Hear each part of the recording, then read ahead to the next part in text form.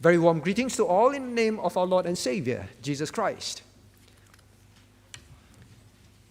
Now, when there is something in our lives that we long for, we desire very much, we are typically not easily satisfied, isn't it?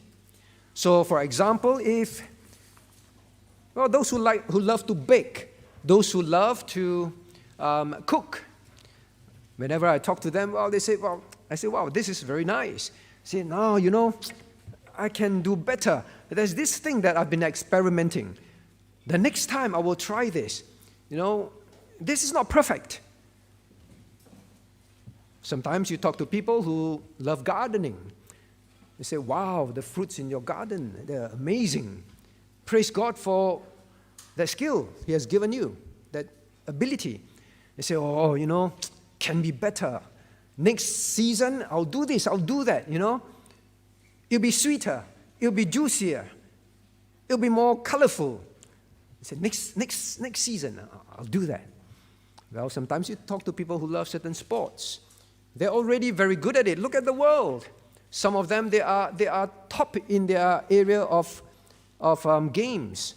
But yet, they never are satisfied. They were perfect. Certain movements, they were perfect. Certain swing. However good they are, they're always not satisfied. They seek to be more and more perfect. Now, this is exactly what the Apostle Paul is talking about in the passage that we have just read. And we need to apply this mentality to ourselves. Now, let's turn to Philippians chapter 3.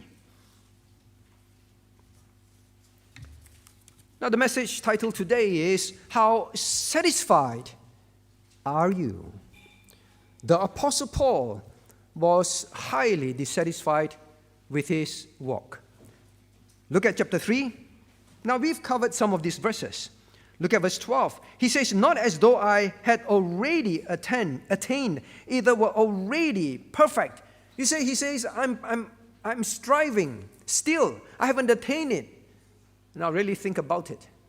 He is so far ahead of even the apostles of his time, of Christians of his time, let alone now. But he said, I have not attained it. Just like many of you say, wow, this is not good enough. They say, wow, this is, to me, amazing. Look at verse 13. Then he says further, brethren, I count not myself apprehended, to have apprehended. I count not myself to have seized on something yet. I have not. And then in verse 14, he says, no, I continue to press toward the mark of the prize of the high calling of God in Christ Jesus. I am still pressing. I'm not satisfied. It's not good enough. So much room for improvement. Then he says to us, to the people in the church, well, God says this to us. Look at verse 14. Let us, therefore, as many as be perfect, be thus minded. And if in anything that ye be otherwise minded, God shall reveal even this unto you. Now, what is he saying? Now, he says, now, I want to encourage you. I've shared with you my own dissatisfaction with my Christian walk. But I don't share this to show off. I love you. Remember, Paul is writing to the Philippians. He has a particular affection for this church. It's very dear to him. Not that other churches were not dear to him. He suffered for them. He loved them very much. But this particular church, and he says, now let us. He's persuading. Let us, all of you, as many as be perfect. Now, those of you who think you have arrived, now be like me. Be like me. Don't be satisfied. Then verse 16, nevertheless, whereto we have already attained, let us walk by the same rule. Now, what is he saying? Well, for whatever state you are in, don't be satisfied. Don't give up. Don't throw the towel in. Press on. Press on. Now, we are like that in many areas of our lives. In areas that we love, in areas that we find that it counts a lot. Your parent can say, hey, enough already, go to sleep. Daddy, mommy, no, a little bit more, right? You're drawing something, right? Young ones, you're drawing something, or you're designing something. Daddy may say, sleep already. I just want to do a little bit more of this. I want to try and make it perfect, right? Or they have to pull you away from your hobby. You're never satisfied. Now let us learn from the Apostle Paul. God uses him to say, let us. What can we learn? Well, we're covering verses 14 to 16 today. Well, verse 14 is about, well, what must you and I be dissatisfied with? Because there's so many things that we're dissatisfied on earth about, right? Well, some of us, about our looks. I wish I were taller. So we exercise to be taller. I wish I were stronger, whatever it is. Not satisfied. What is it that Paul says, let us not be satisfied with? The what? Well, verse 15 tells us, now the where. Where especially? Because he says, in anything you be otherwise minded. Well, what are the areas? In anything, what are the areas? And then in verse 16, now that is where the strong encouragement, the expectation comes. To strongly say, don't be satisfied. Never be satisfied till you meet Christ. The what? The which areas? And finally, the emphasis. Don't be satisfied. Now, God willing, let us learn from this passage. Now, first and foremost, let's look at verse 14. You see, Paul kept saying, he talked about perfection. Look at verse 12. Now, either were already perfect, the level of maturity or even perfection. Now, he says, it's as if Christianity is a race. Because the language used here, I press toward the mark for the prize of the high calling. Now, these are terms that the Greek people, they would understand very quickly. They had the various Greek sports events. They would relate it, Paul is using sports events to explain to us a picture. Now, Paul is saying, I keep pressing. Christian walk is a race. It's a race. Everyone is in the race. Remember that. And it's pressing towards something. What is it? Look at verse 14. I press, many of us read this and say, I press for the prize of the high calling, for the prize. I'm pressing for the prize. Read carefully. Paul is not saying that. In verse 14, he said, I press toward the mark. It is the mark for the prize of the high calling. The mark is what he is aiming for. You see, in this races, there is, a finishing line. They will look at the line. That is the mark. White or whatever, a white line. That is the mark. I'm pressing towards that mark. That is the prize. The aim is the mark. Now, why is it important to understand that? The mark is a target. The mark is the goal. Why is it not the prize? Why is it not the prize? You see, the prize here refers to, at the end of it, all Christians will have that prize. It refers to salvation. All Christians will receive salvation. It is the mark of that prize that Paul is talking about on earth. Now, let us look at this carefully. Let us therefore, verse 14, I press toward the mark for the prize of the high calling of God in Christ Jesus. Now, first and foremost, this word for can confuse us. Some read it and then they teach such a doctrine. We must press towards the mark in order to receive the prize, the mark for the prize. It cannot be, because it will end up salvation by works. I live this life, I walk in a certain way. If I achieve that mark, that goal, that target, then I can get this prize, for this prize. Somebody say, well, I work very hard for good results, for pay increment. I work for, right?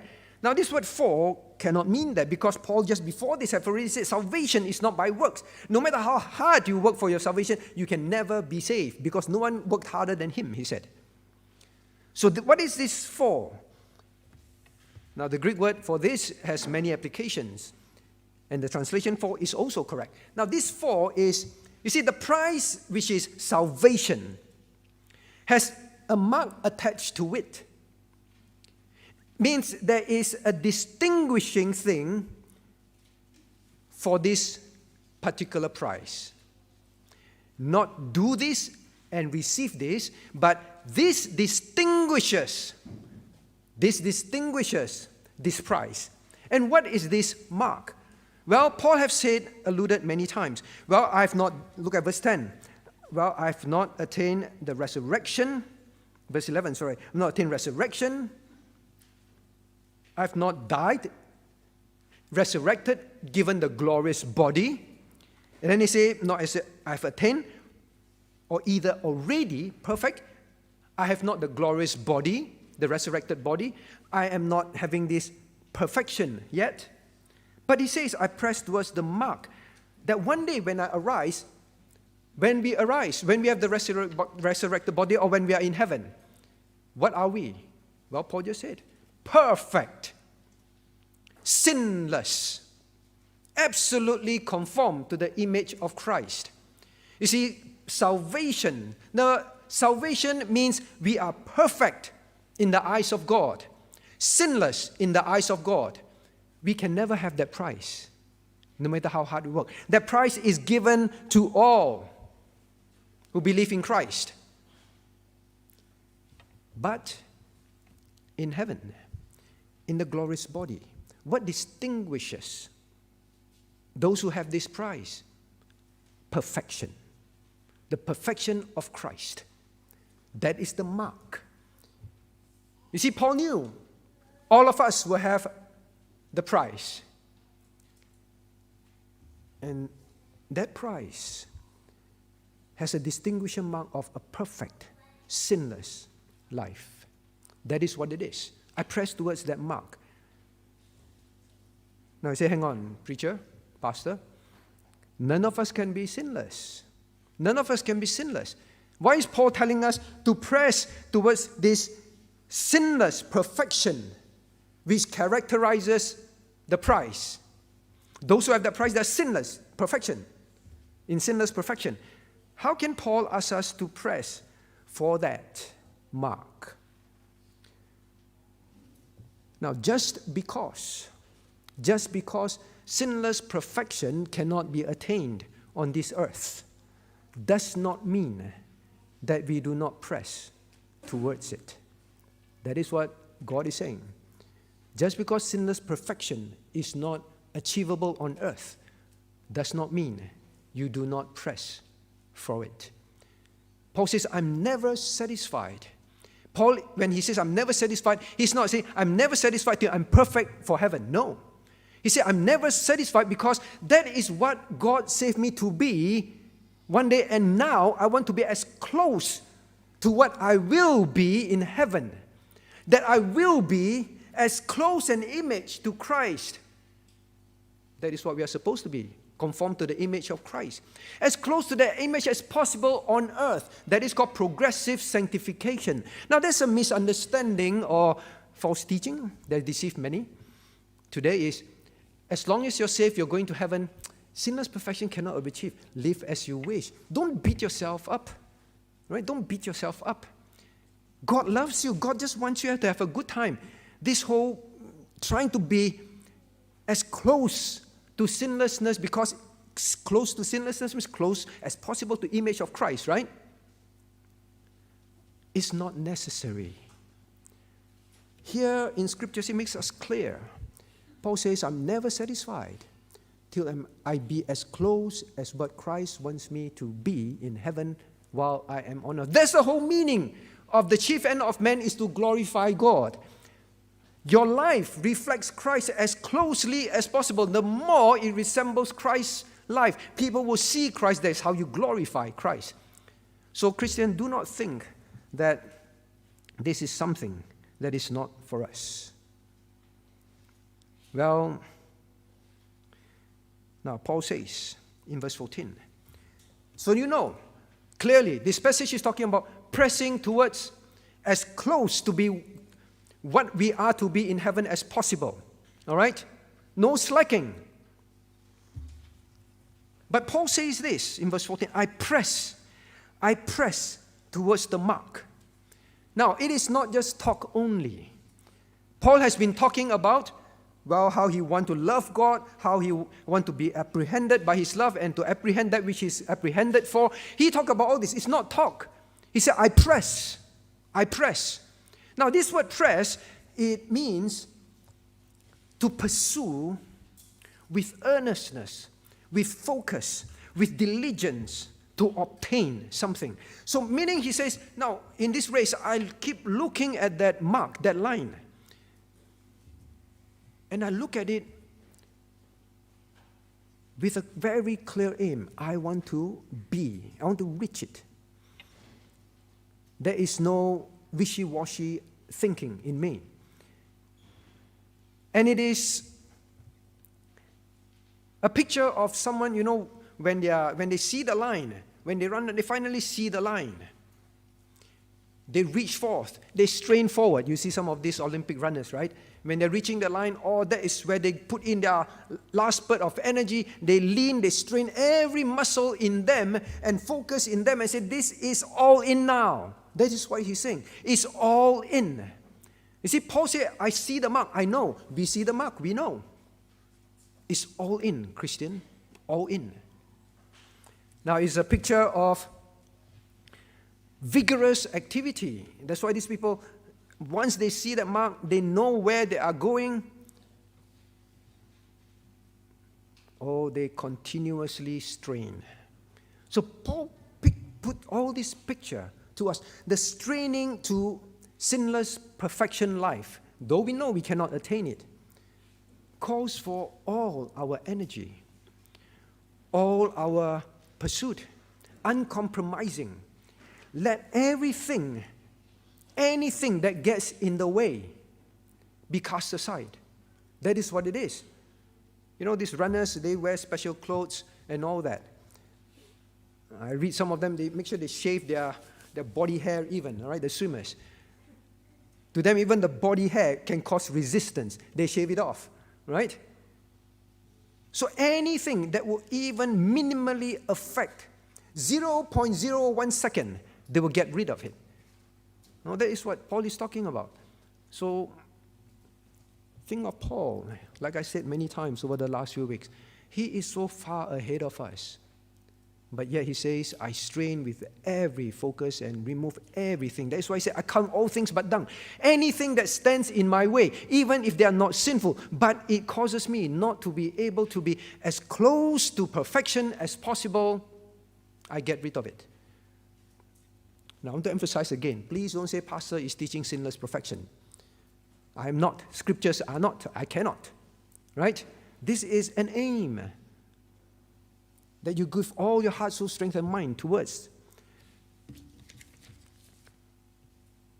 Now, but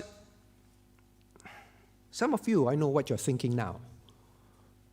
Maybe the elderly, maybe the teens, maybe everyone, most people. You're thinking this, right? If all of us are getting the prize, if all of us would then become sinlessly perfected in heaven, just wait till then. Just wait till then. Why press so hard? But Paul said, I press very hard. Right? Now, some people say, once saved, always saved is a terrible teaching. Because when you say, well, you're once saved, if you're genuinely saved, you're once saved, you're definitely going to heaven. Now, it reduces the Christians pressing on, right? Well, if all of us are going to heaven, definitely, well, it has nothing to do with how hard we press, we are getting to heaven, then, it is a bad doctrine. Don't teach it. It discourages Christians from pressing on. Well, we must understand one thing. What is true and how human beings will take the truth. Keep it separate. If it is the truth, it is the truth. God said, no one can pluck you out of my hands.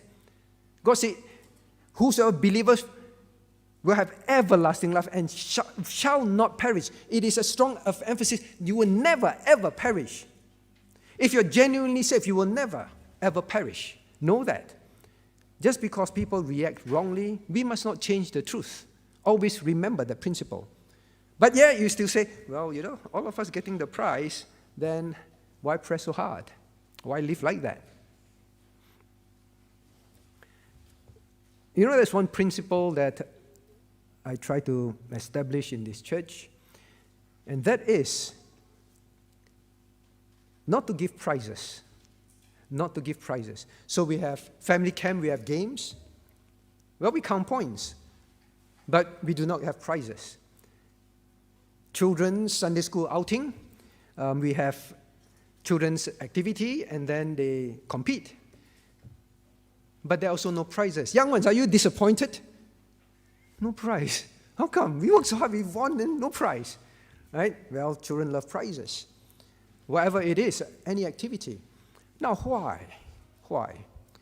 To establish a certain way of living in our lives. What do I mean by that?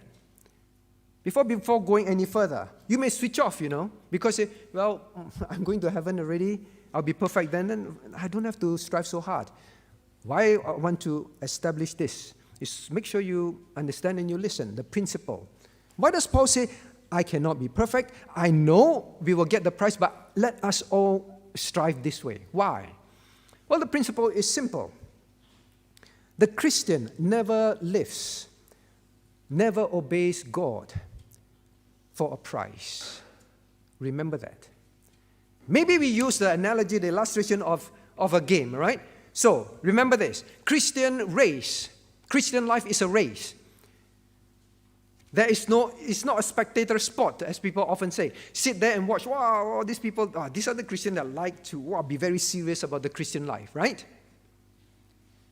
Everyone is on the track. If you are not on the track, my friend, means you are not saved. Are you truly saved? You have to ask yourself. If you're someone who just say, really seriously, I don't have to, neither do I care, you must check your salvation.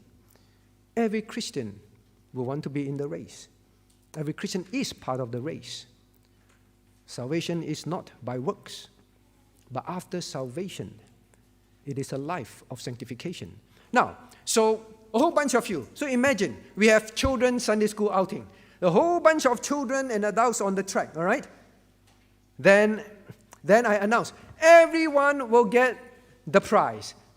Everyone will get the same prize, all right? What will happen? What will happen? Well, maybe some of us are like that, all right? Then we stroll, right? But then it's some very serious, very serious. Then you look at it, crazy, this guy, so serious. All of us going to get the same prize anyway.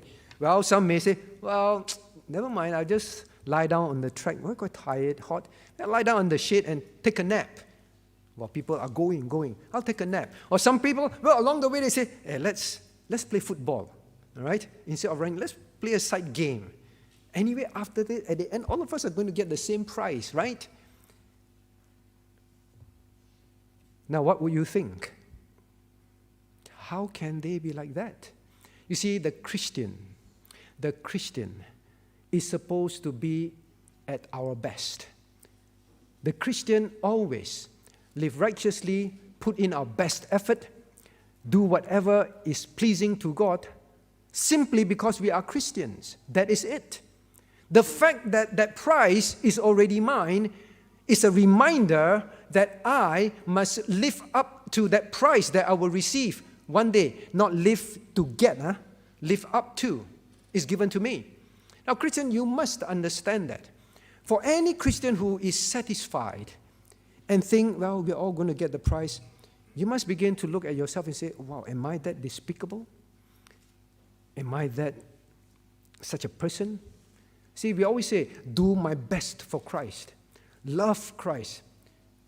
Now, there is something that I would call a great disconnect. You know, a great disconnect means we say, we sing, right? Take my life and let it be consecrated, Lord, to thee. And then we pray, Lord, make me love you more and all. But then when we really look ourselves from the outside on the track, how we move on the track is a great disconnect from what we say we want to be.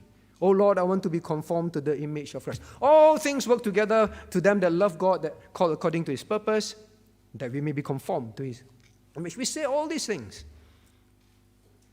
Now, what is your life during the weekday? What is your life after worship? Compared to what you've been singing, what in our hearts we've been thinking. We must awaken to this great disconnect in us. And Paul is trying to awaken the Christian. Don't have this great disconnect. Strive. Yes, you are going to get the prize. But the mark, while we are on earth, that mark, all of us must take it very seriously. Because we are people who will receive the prize. So, now that must be understood, first and foremost. Now, then we ask ourselves, all right? We ask ourselves, why are we not like that? Why are we not like that? Look at how Paul puts it in verse 14. I press toward the mark that characterizes for, right? This mark is for the prize of the high calling of God. The high calling of God. Why is it that in this race, many of us get distracted? Why is it that in this race, many of us don't seem to be very interested to strive for Christ-likeness as close to perfection as possible? Why? See, Paul did not say, I strive for the prize of the calling. But he uses a specific word, high calling. The word high means lofty, grand, supreme, above all, heavenly. He uses that word to remind the Christian, now that mark is our high calling. To live a life of as perfect as possible in sanctification by the grace of God. We can never do that, right? By the grace of God is our calling. That mark is our calling, my friends. We will have the prize, but on earth, that is the mark. That is the calling. Now, many Christians say, I want to know the calling of God for my life. What is God's calling for my life? Here is the open answer from God to you today. The calling of God for you, for your life, is to be as close to Christ-likeness, as close to perfection as possible. That is your calling. Well known. Don't have to search any further. Well, I understand what you're saying. Well, is God's calling for me to be in this job? Is God calling for me to be married or not married? Is God's calling for me to be in Perth or not to be in Perth? Is God's calling for my child, for my family? And so on. I understand. But you see, that mark is that high calling.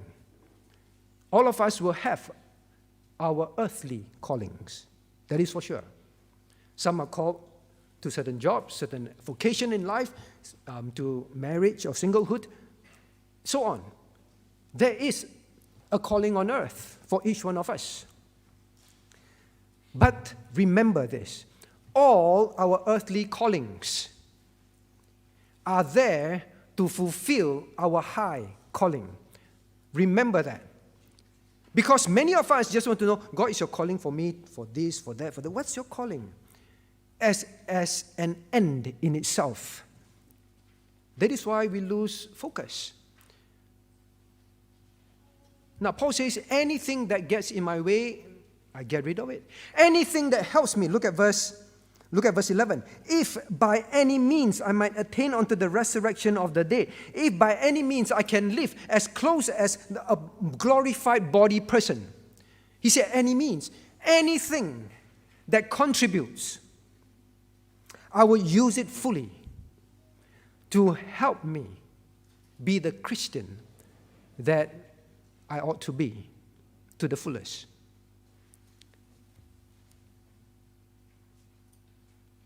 Your job, your calling of marriage or singlehood, your calling as a student, what to study, what you will come out to do. Now, all these callings are supposed to help you by any means to live a life that fulfills your purpose of reflecting Christ, your progress, your sanctification. Everything is to support it. That is, in fact, the word here, mark, is the word skopos in Greek. Scope, very clear, defined, focus. So there's clarity, the scope, all right? Now, this word, high calling, is to remind us. Christian, when you go to work, don't take it as, well, here to make money, here to get promotion, here to get as much knowledge, as much for myself as possible. There's nothing sinful about promotion, nothing sinful about getting knowledge, nothing sinful. But the thing is this, you are there to live a godly life of sanctification. Means all your choices, all your decisions is not for promotion. It is for a life of holiness, a life of godliness, righteousness. You see, once our scope is not clear, what's the problem? We don't value that line. Anything that will promote what I want to get, I will do. But once we say anything that will promote Christ, although I may suffer loss, Paul said, I suffer the loss of all things to be able to live a life that is more, as close to Christ as possible. I will sacrifice anything. Anything that will call for a sacrifice, but will reflect Christ more. Because of my sight is so clear at work. It does not matter if I did not get promoted. After working so hard, living so rightly, I did not. It doesn't matter because my scope, my mark is clear. As long as they know I am a righteous, godly person. And they say Christians are like that. That is now achieving a closer step towards that mark. Understand that. Same children in school. Don't be so worried about friends not liking you and so on. You see, the Jews did not like Paul. Paul had so much that he can go back to and make the Jews like him again. He said they are dung. Anything that gets in the way, they are dung, refuse. So young ones, live for Christ. Live above the world because your mark is clear to be a godly child in school, to be a righteous person in school. All right? Live for that because your mark is clear. Are you satisfied with your life? What satisfies you, my friend? Is it to be richer, more famous, more popular, more capable? Well, in itself, they're not wrong. But you see, that is not the mark of the high calling. Those things, if God intends for you to have them, are meant to contribute to your high calling. Remember that. Now, how do you view your calling? Subsumed under the high calling? Or what you are pursuing for your career, for your school results, for your children, for your family, that is your high calling. That is the lofty goal. That is the glorious goal. And that is where it ends. See, Paul saw beyond all this. Everything that can contribute. Like these runners. If shaving will contribute, I look funny after that, but I'll shave. All right? Women will become bald, or they wear those caps. Anything. the track shoes, the garments, the equipment, they are not the end by itself. Don't be satisfied with these things. Be very dissatisfied that you are not what you should be. I use these things to help me be what I should be. They are not an end in itself. Remember that. So look at your job, look at your school, look at your results, look at your money, look at your health, look at your retirement life. Look at all this as just equipment to be more like Christ now. Because this word, I press, is in the present tense. Means Paul say, every day this is how I live, till the day I reach that line, till the day I reach perfection. I have not attained it yet. But this is how I view and live my life. That is why Paul's vision is so clear. His scopus is so clear. He looks at the high calling. We look at our earthly calling. That's all. Now let's move on then. What are the areas? All right? What are the areas? Look at verse 15. Let us therefore as many be perfect, be thus minded. And if anything ye be otherwise minded, God shall reveal even this unto you.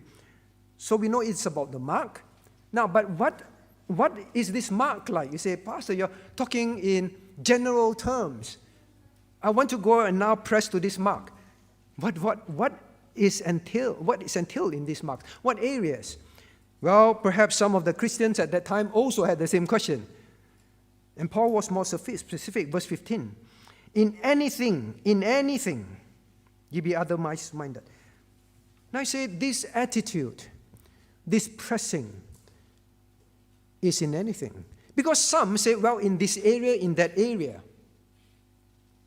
But Paul says, well, in every area, in anything in the Christian walk, everything is subsumed under this high calling. Now look at verse 15.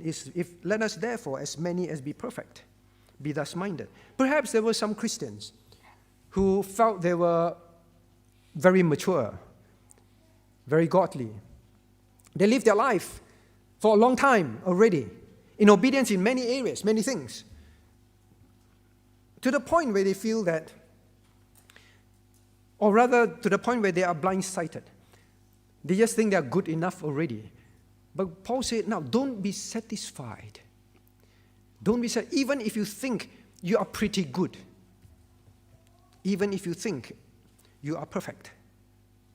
Very close to that maturity. There are still many areas. There are still areas. In every area, be thus minded. Now, what are the areas that Paul has just addressed?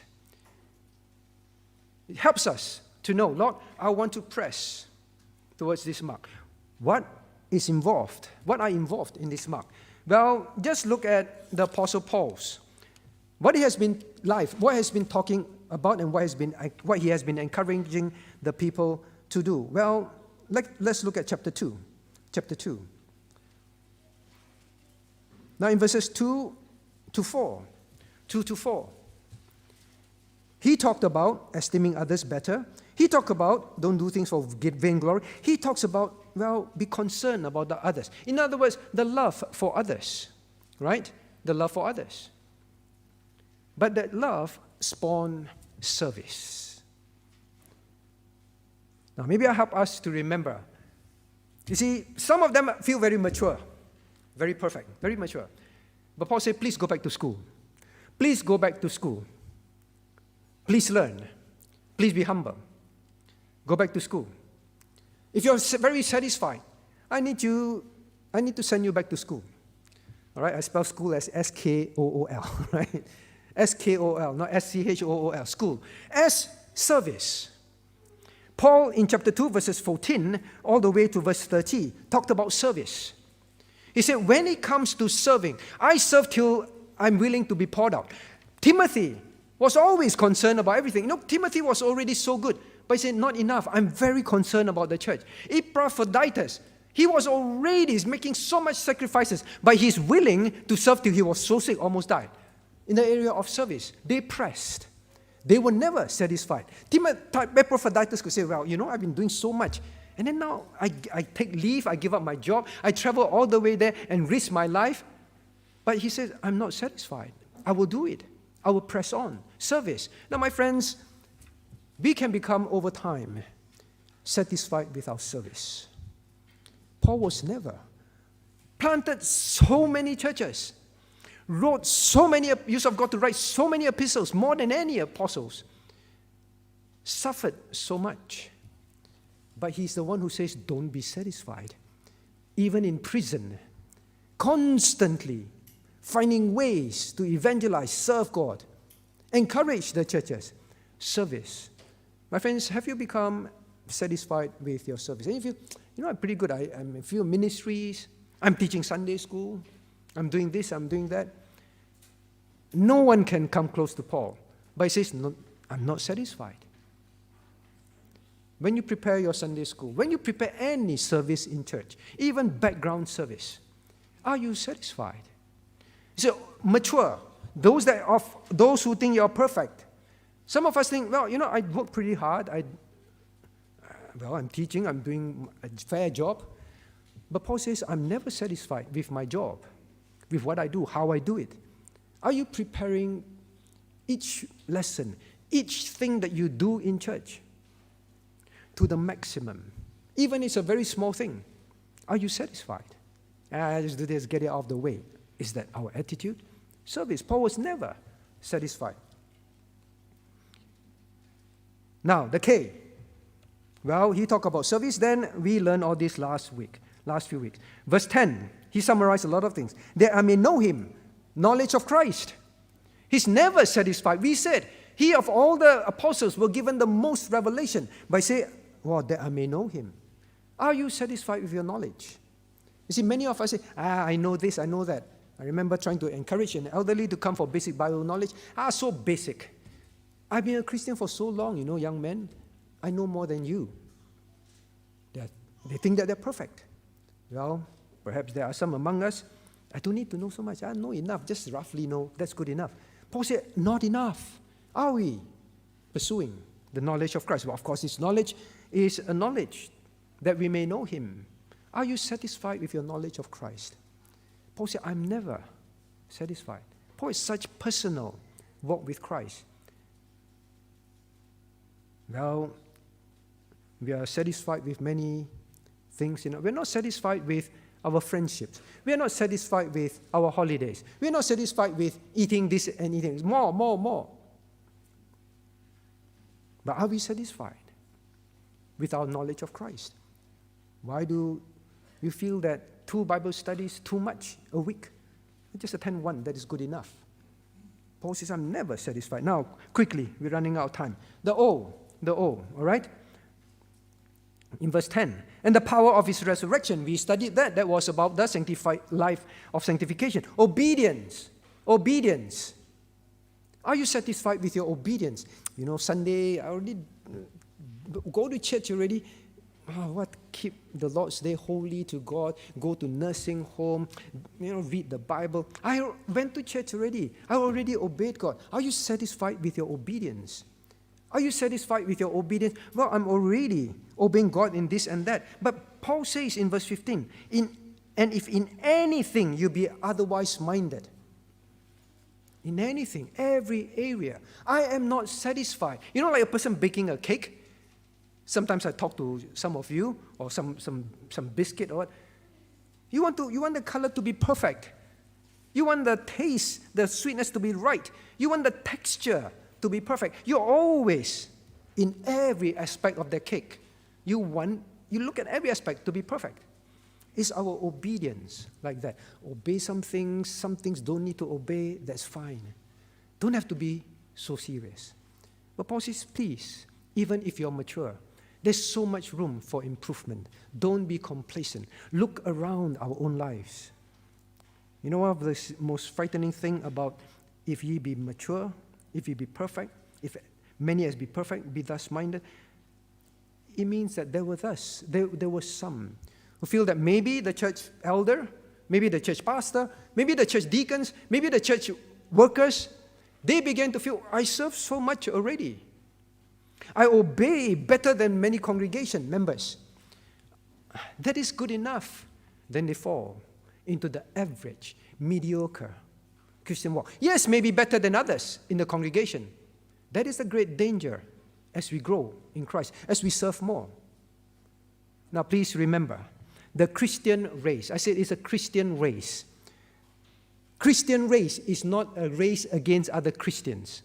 Please remember that. It is not to show that I am better than other Christians. It's a competition. It's a comparison with other Christians. The Christian race, Paul says, is a race against myself. Just like someone who's baking a cake. I know my cake is better than others. I know that my game is better than others. I know that my design is better than others. But I'm not talking about others. I have a perfection in mind. I am racing against myself.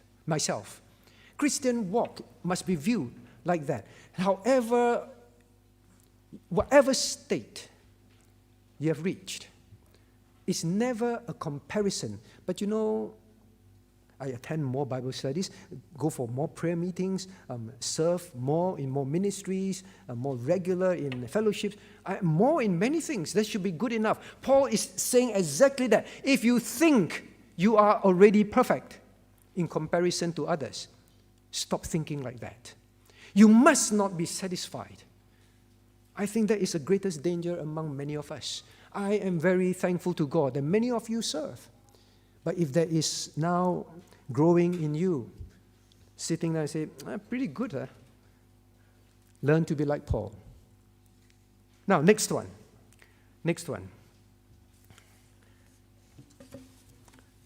Yes, all will get the prize. Yes, there are areas that I must be very careful to make sure that I'm pressing on. Then the other O, almost forgot, almost move on. The other O. Remember in verse 9, now, verse 10, sorry.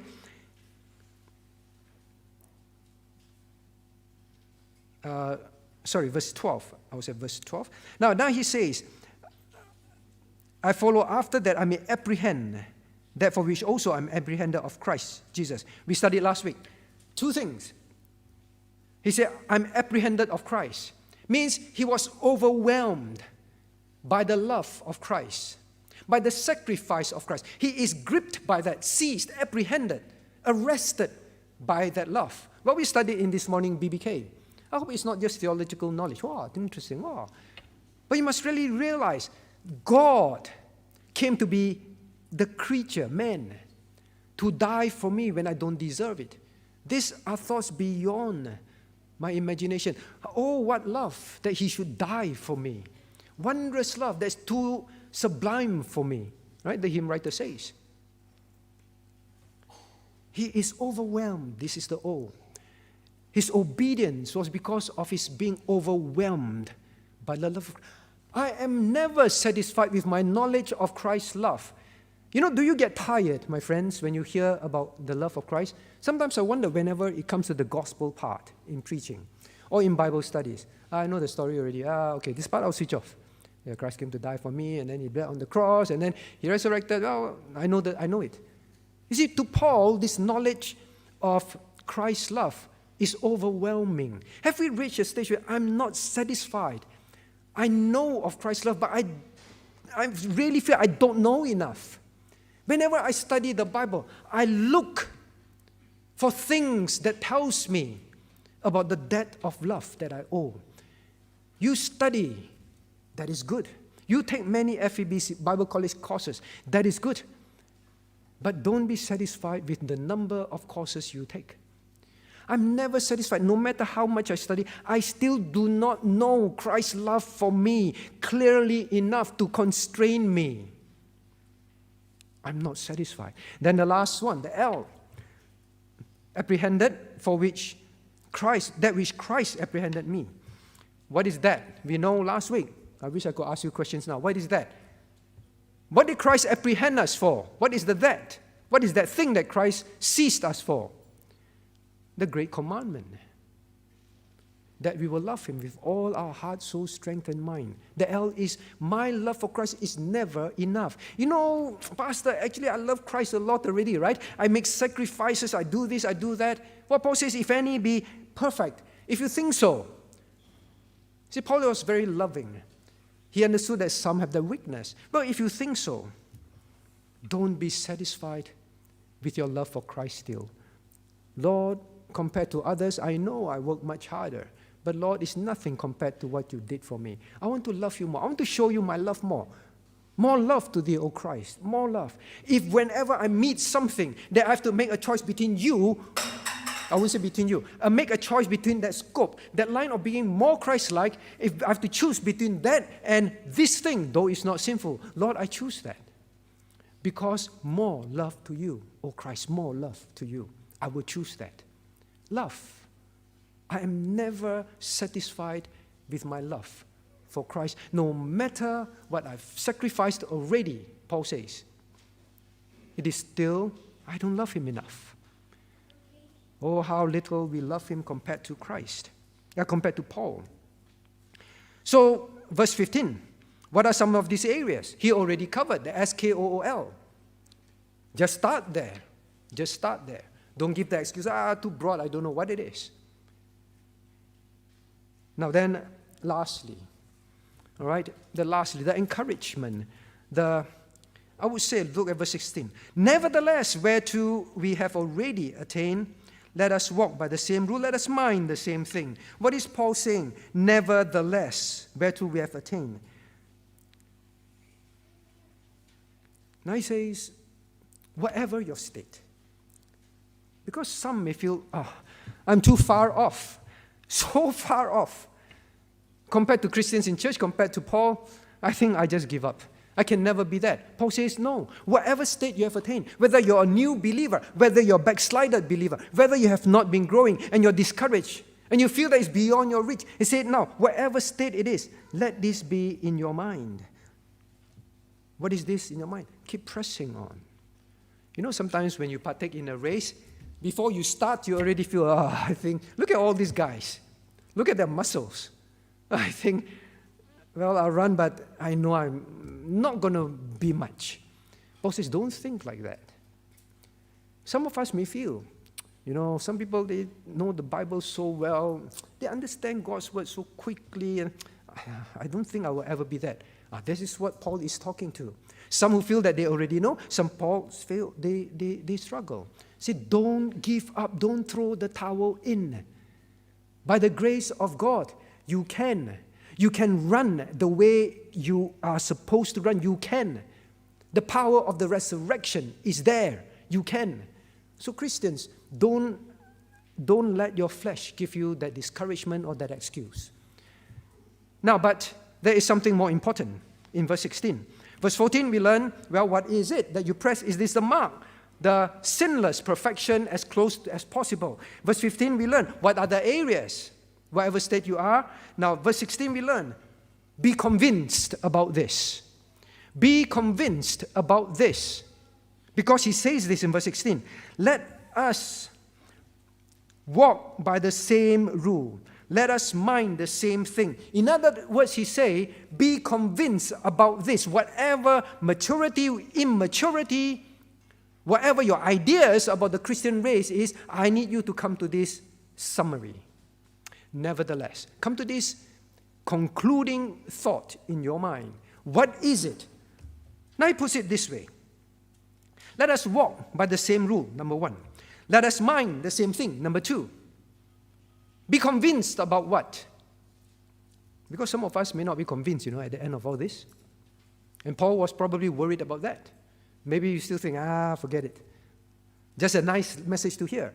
Paul is not addressing, well, I have something nice to say to you. He seriously, earnestly, after sharing his own testimony, say, be like that. Have the same mind as me. Walk with the same rule as me. Please be like that. Don't just go through your Christian walk in church like putting up a show, going through the motions. Be happy enough. Say, don't. You will meet Christ one day. This is not the life you want. Be convinced about it. Convinced about what? Number one, walk by the same rule. Now, what is the same rule? You see, in the games, there are rules that they have to keep within. There are standards. Now, if you want to have this prize, there is a standard of people who have this prize. There is a principle. There are laws. There are rules. Now, he just spoke about it. He just said, I press towards the mark. There is a standard. Christians, don't lower that standard. Many of us lower that standard. This is good enough. Let's have the same rule. Means, in fact, this word rule is where we get the English word, the canon, the Bible, right? The canon of the Bible. The Greek word is kanon. The measure, that is what it means. The measure. God says there is a measure. And he said, now let's walk by the same measure. What is he saying? Please don't think that my standard is extreme. Please be convinced that this mark is for every Christian to press to. Because many get saved, many go to church and say, that kind of life is not for me. That standard is not for me. Now, I hope that this debunks it once and for all. Because look at verse 15. He said, now, if anyone be otherwise minded, God shall reveal even this unto you. Are you otherwise minded about the standard, teens? Our church is too strict, you know? Or maybe family members. Our church is too strict. But Paul says, I hope that God reveals this to you. That mark is perfection. That mark, that standard, that measure is perfection. I want you to walk by this rule. The word walk is a military word. It's march. March, in line. Meaning to say, these are your marching orders. This is the standard. When I was in the military, serving national service, there are some things that we are told, this is the standard. When they come to your room, this is the standard by which I want you to pack your bed, order your cupboard, this is the standard. And then you walk by it. You can't change it, you can't change the rules. That is the standard. And then you live in trembling. Not, whatever. God has a standard. Please know that. Teens, I hope you understand this. Perfection is what you must aim for. You cannot reach it, I know. We all know. You cannot get 100 marks in school, right? Do you go to exam, I can't get 100 marks, forget it, just walk out. No, you still aim for it, you just try, right? Now, next one, let us mind. So first, let us walk by the same rule. Meaning, he say, the mark is the standard. Please accept it. Walk as close to perfection as possible is the standard. Don't say it's extreme. Now, then the second one, let us mind the same thing. Now, here he's already been talking about mind in verse 15. Let us be perfect, be thus minded. Now, if you trace it back, now what is this mind about? Mind the same thing. What is it? He has been emphasizing, don't be satisfied. Whatever state it is, do not stop pressing on. Do not be complacent. There is always room for improvement, for seriousness. He has been emphasizing that mind to them all the while. He already talked about the mark, the standard. But he said, your attitude towards reaching that standard, that is one of, I am never to be satisfied. I should be very satisfied with my earthly things. But when it comes to the pursuit of holiness, this is one mind that I have, never satisfied. He said, have that same, let's mind the same thing. Let us live by this concept in our mind. See, I want to emphasize again, Paul is writing to people that he loved very much. He knows that he is going to meet Christ not very long after this. He spoke many times about it. All he wants to see, I have lived this life because it's so clear to me that mark. When I see Christ, I want you not to have any regrets. Do you feel that the mark is too high? I keep saying, whatever we teach in church, it's just God's standard. Very often, I don't think we even come close to teaching God's standard. But still, some still feel, well, too strict. But God says, no, don't be satisfied. Now, finally, Paul is saying, aim and have a vision. Have a vision. Athletes, Olympians, they have a vision. You have many visions about your role at work, about your bank account. But God says, have a vision to end well. Have a vision. When you reach that mark, you are as close to what God wants you to be. Have that vision. Not, well, I'm going to get the prize anyway. Well, when I reach there, whatever state I am, fine. Paul says, now, whatever state you have attained to, have this vision. Have this standard. Have this mindset. Well, someone says, winners never quit. Quitters never win. I think that is a good reminder. Paul basically says, I'm ready to lose anything on this earth to gain what I can gain in eternity when I see Christ. And that is why I will press on. Oh, dear Christian friend, I do not know how to pour out my heart to you. Even for myself, after reading this passage, I am so rebuked.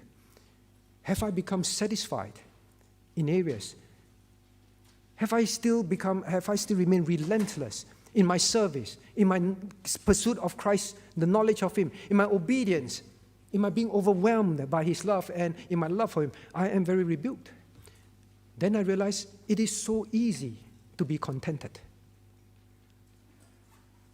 Now we are going to sing a closing hymn, and this person says, well, I'm pressing on the upward way, scaling new heights every day.